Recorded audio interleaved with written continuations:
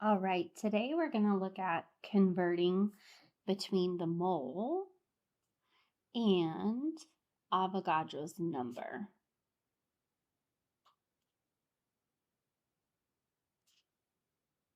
Okay, so we've got the mole to Avogadro's number notes.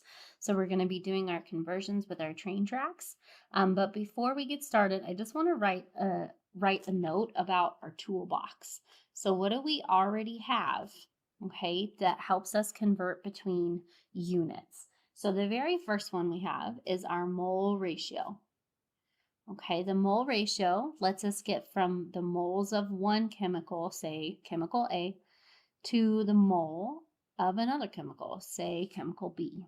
Okay, so this is the only tool that we have that lets us change what chemical we're talking about in our conversion problem. And this comes from the coefficients of a balanced equation, okay, or reaction. So I'm just going to write Rxn to represent reaction. So the mole ratio is between moles of chemical A and moles of chemical B, and it comes from the coefficients of the balanced reaction, okay?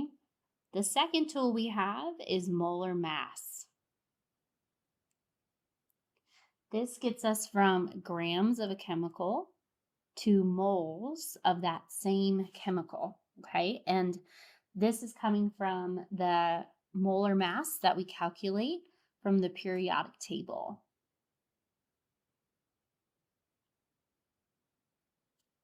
I'm going to write PT for periodic table, and those units are typically what we see as grams per mole, and that's our ratio that we're talking about there, okay? The third tool that we've talked about is molar volume, okay, which gets us from liters of a chemical to moles of that chemical. Okay, but remember, we're only talking about a gas for our state of matter. And this is always the same number, 22.4 liters per 1 mole. And that is at STP, or standard temperature and pressure. Okay, so we have the tool, we have what it gets us between, and where it comes from. So the very last one we're going to talk about is the mole and Avogadro's number. So Avogadro's number, and we've talked about this before,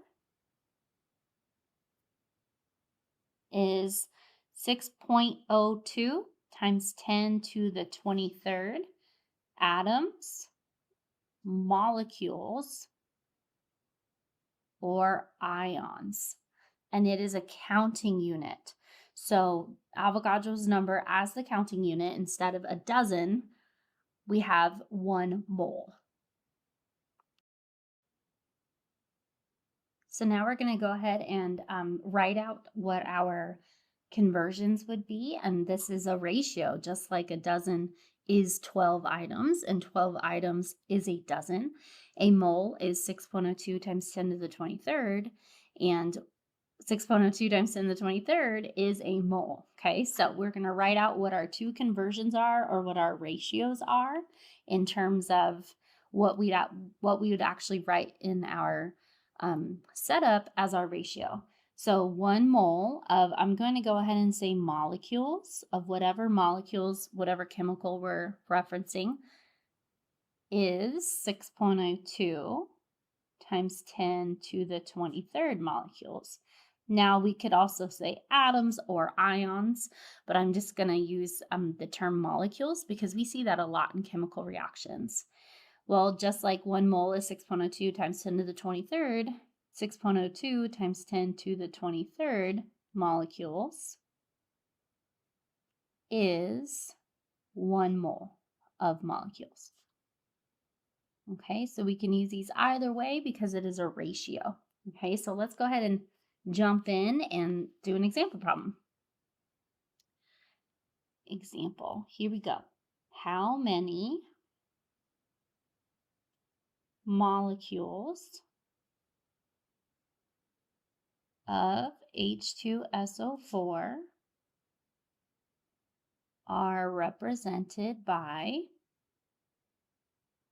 0.75 moles?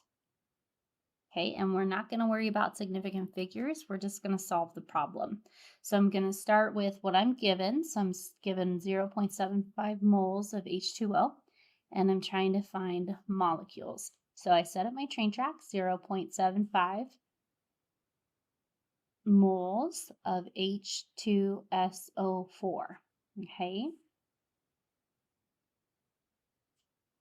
so I'm going to take this unit and copy it down to make sure I know that it will cancel. Moles, H2SO4, and I'm trying to find molecules of H2SO4. So that's going to be the number on the top. So if I think about my Avogadro's number, 1 mole of molecules is 6.02 times 10 to the 23rd. Okay, so now that those numbers are in place, I can cancel moles H2O, H2SO4, moles H2SO4, and now I can solve. So the trickiest part, honestly, is probably just putting it in a calculator. So if I'm looking at a calculator right here, I'm going to start. We know we multiply on the top and we divide on the bottom just like a fraction.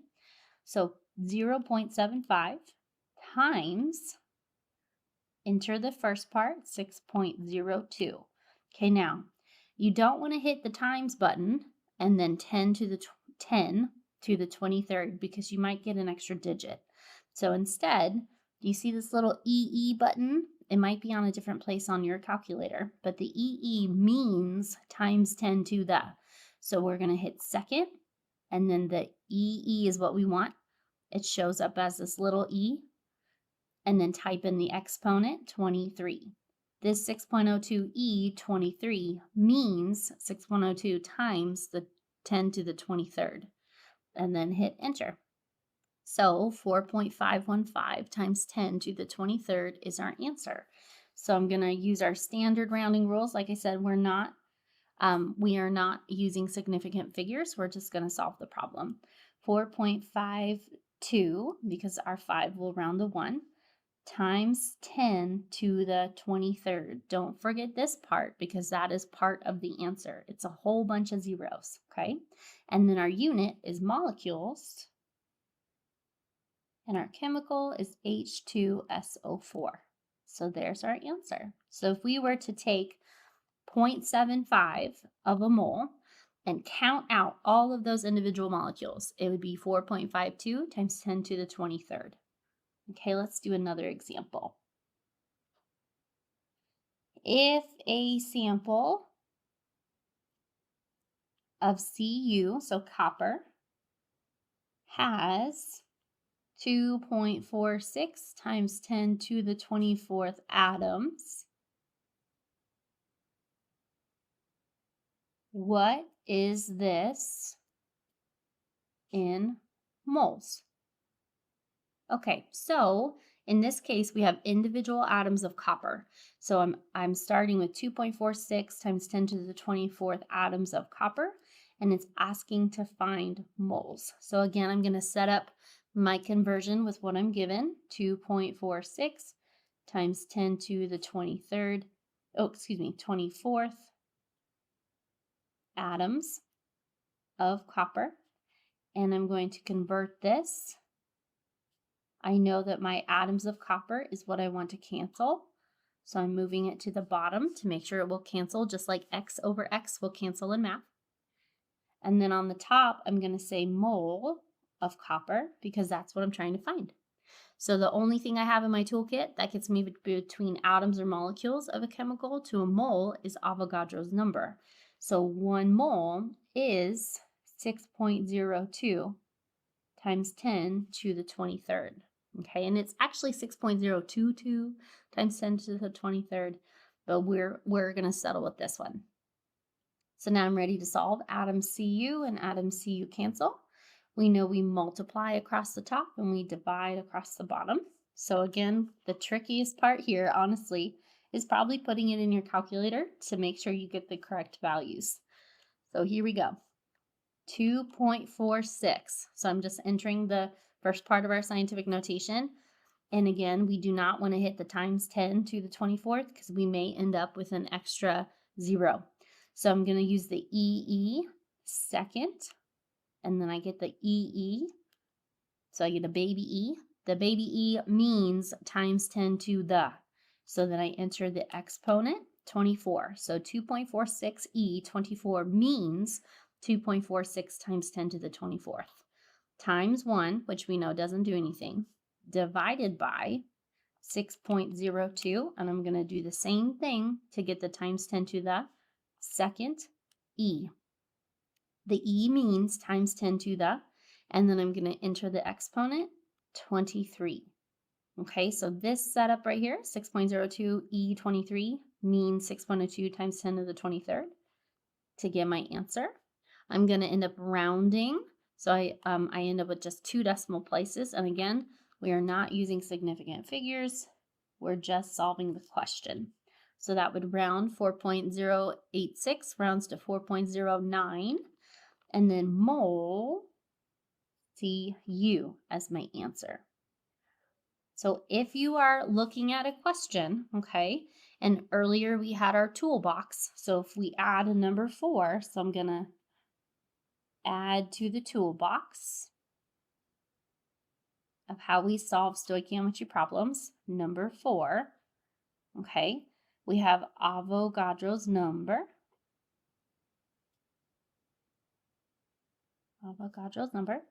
And this gets us from moles of a chemical to atoms or molecules of that chemical. And it's always the same number, 6.02 times 10 to the 23rd molecules, atoms, or ions for 1 mole. Okay, so that's the last tool in our toolbox to help us solve stoichiometry problems.